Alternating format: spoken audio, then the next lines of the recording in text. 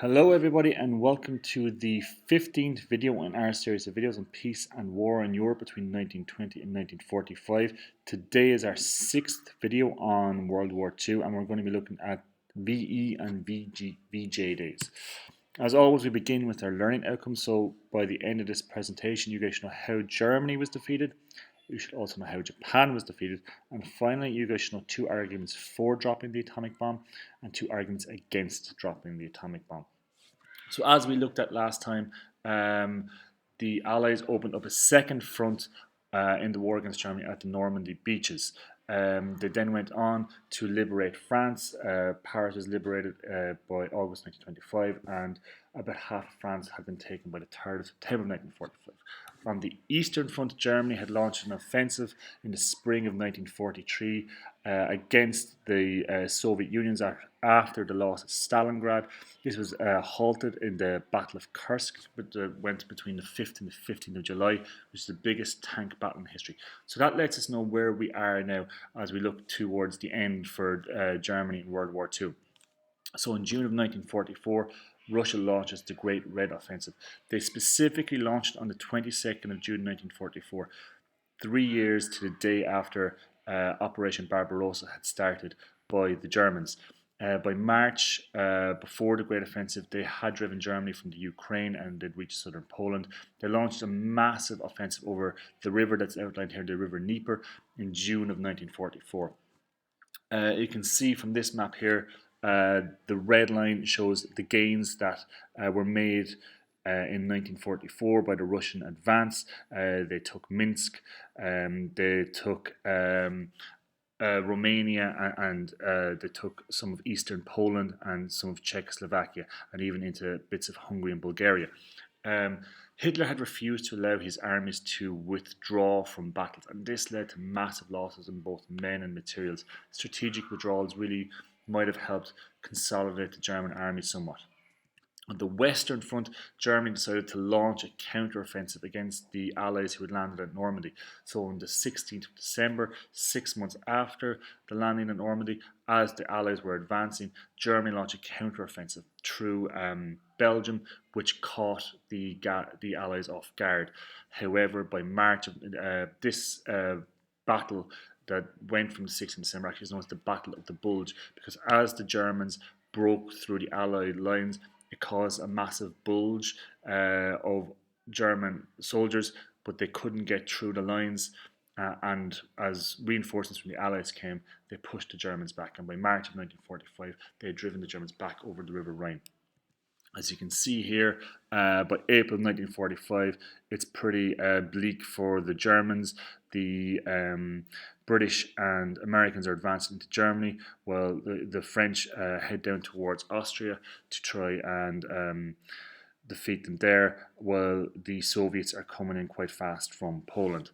They would have taken Warsaw in 1944. This was after something known as the Warsaw Rising, where the Soviet Union actually allowed the Germans to defeat the resistance in Warsaw, which is something we will look at later on when we're looking at the Iron Curtain and stuff like that. Next, onto the Battle of Berlin, which was really the last stand for the Germans. The Soviet army advanced onto Berlin. They attacked it on the 16th of April 1945.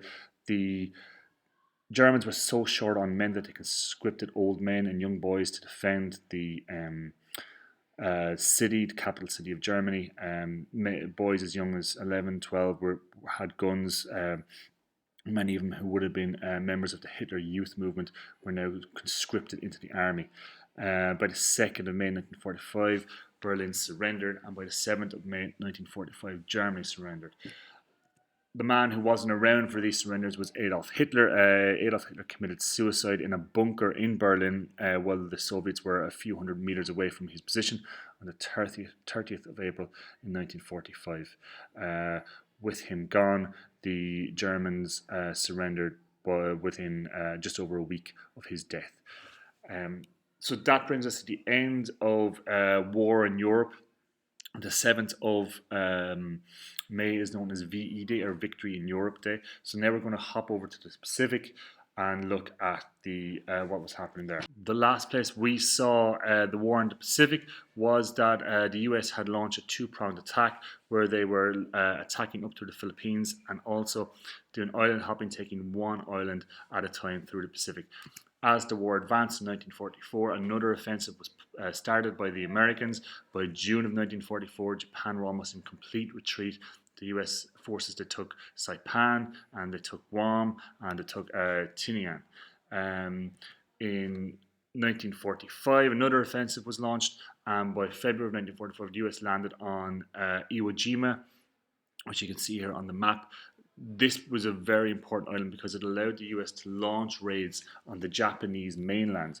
One of the horrible things about this was the massive bombing of Tokyo, the 9th of March of 1945. In one day, 83,000 people were killed by 279 American planes, heavy bomber planes that dropped bombs on it.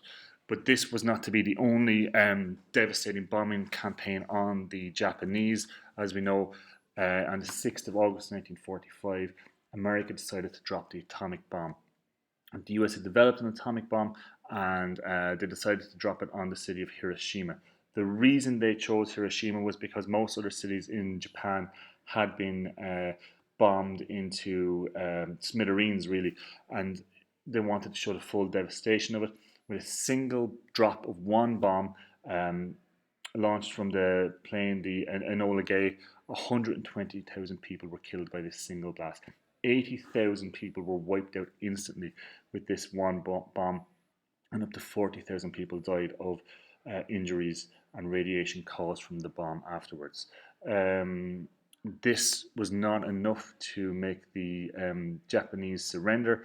It caught Russia by surprise, and on the 8th of August, Russia, who had promised to open up a second front, rushed into Manchuria to try and get some kind of say within what was going to happen, which we will look at in the next video.